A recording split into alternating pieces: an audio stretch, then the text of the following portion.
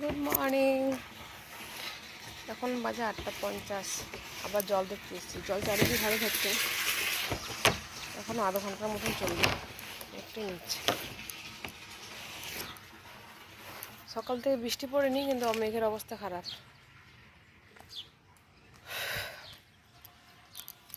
অঙ্কন ওঠেনি এখনো ঘুম থেকে।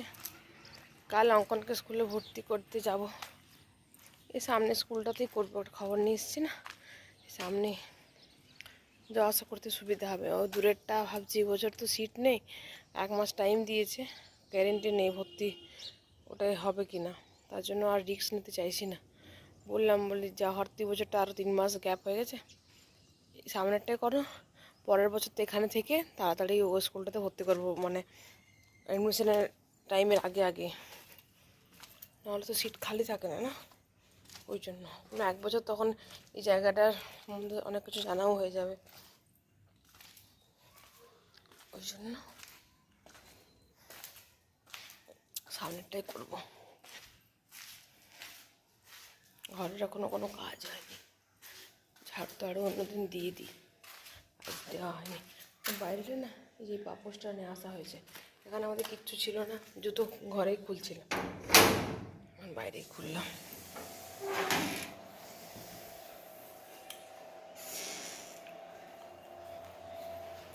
এই ঘর ঝাড়ু টাড়ু দিয়ে মাথাটা চুলটা ঠিক করলাম আর কি।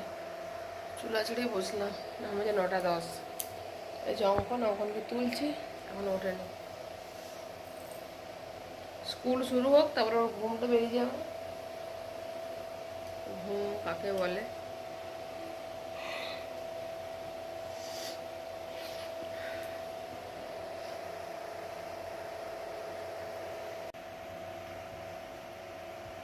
পেয়ারাগুলো সব পাকছে আর নিচে পড়ছে, এগুলো ছোটো ছোটো দূরে যেগুলো আছে, কত যে পেকে পেকে পড়লো। আজ উপরে কাপড় মেলেছি, রোদ দিচ্ছে, মেঘটা পরিষ্কার করেছে। না, একটা কথা বলো না, চুপ করে দাঁড়াও।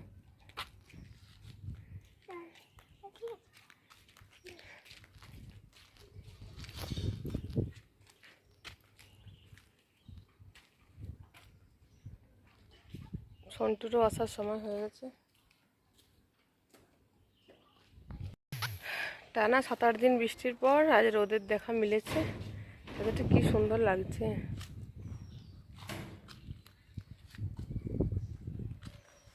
অঙ্কনায়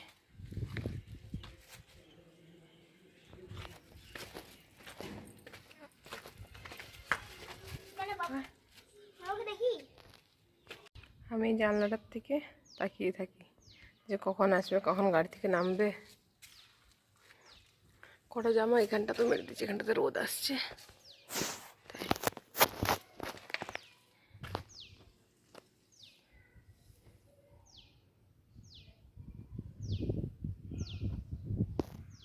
মিনিট অপেক্ষা করা হয়ে গেল, এখনো আসেনি।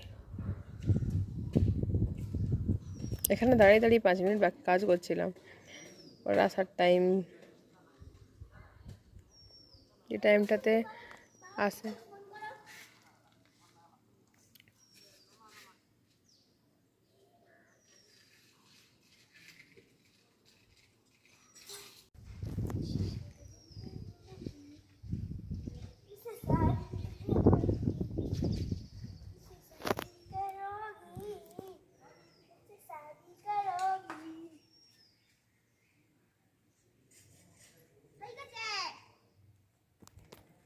এখনও আসেনি, এখন বাজে 30।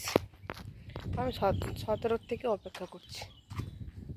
ওই যে বড় বড় বিল্ডিং, এখান থেকে দেখাবে না, অনেকটা দূরে দূরে আছে না বড় বড় বিল্ডিং, ওই যে দূরে ওইখানে কেকের দোকান ওখানে আছে, ওদের সাথে কাজ করে। আজ কার্বিস বার্থডে, তার জন্য কেক টেক নিচ্ছে। ফোন করেছিলাম না, এত দেরি হচ্ছে, কিন্তু 15 মিনিটে চলে আসে। 2টোর থেকে 2:15 বাজে, আজ 30 হয়ে গেল, তাই বললো কেক নিচ্ছি।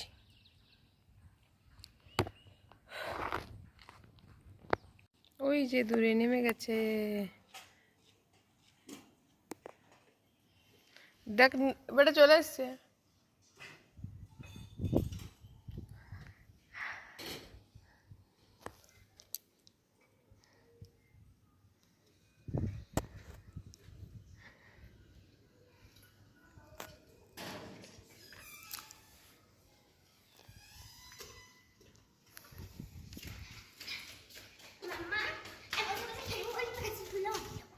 কিছু করতে মনে ঘর বাবা চলে এসছে।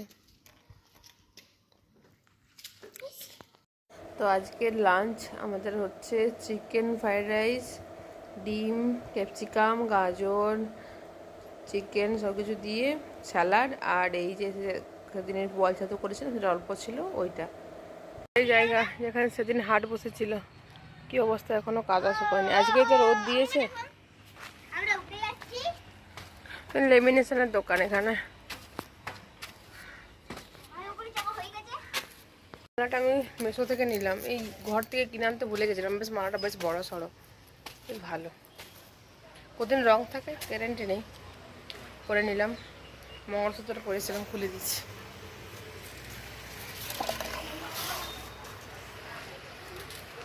এই যে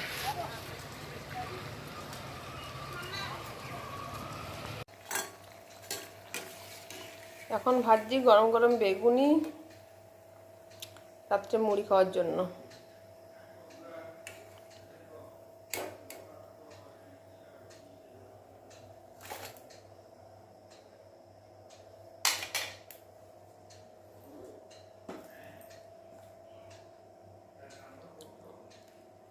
রাত্রেবেলায় আজ মুড়ি খাবো, দুপুরবেলায় খাওয়া হয়েছে।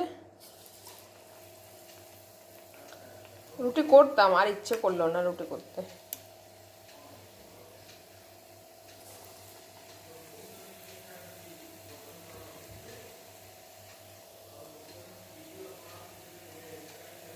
এক হাতে ফোন ধরে এক হাতে তো বড় অসুবিধা হয়। বাবা তেলটা ছিটকে গেল রে, ভাগ্যিস পায়ে পড়েনি, না হলে একদম পা পুড়ে যেত।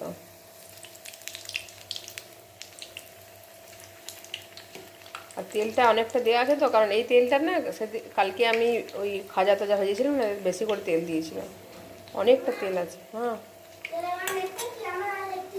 ঠিক আছে, এটা লেখা হয়ে গেছে, রাখ।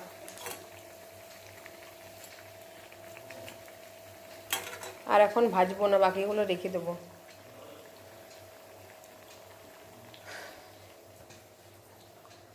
আমার বর আসুক, ও গেছে ওর বন্ধুদের ওদিকে।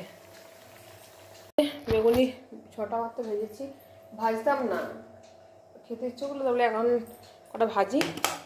তারপর আর এই যে আর 4টে বোধহয় কাটা আছে, এই 4টে আবার তখন ভাজবো, একটু বিট লবণ ছড়িয়ে দেবো উপর থেকে, দিয়ে খাবো।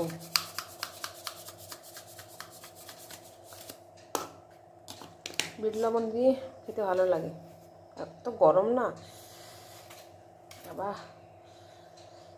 তো তখন বললাম না ওদের একটা ওখানে যেটা কাজ করে তাদের একটা ছেলের বার্থডে, তো কেক কাটা হবে, তা গেছে সেখানে। তো চলো আজকের বেগুনি খেতে খেতে আজকের ভিডিওটা শেষ করছি। দেখা হচ্ছে কাল নতুন ভিডিও নিয়ে। আজকের মতো টাটা, বাই বাই। সবাই ভালো থেকো, সুস্থ থেকো, সাবধানে থেকো, আর পারলে সাবস্ক্রাইব করে নিও, লাইক করো। চলো বাই বাই।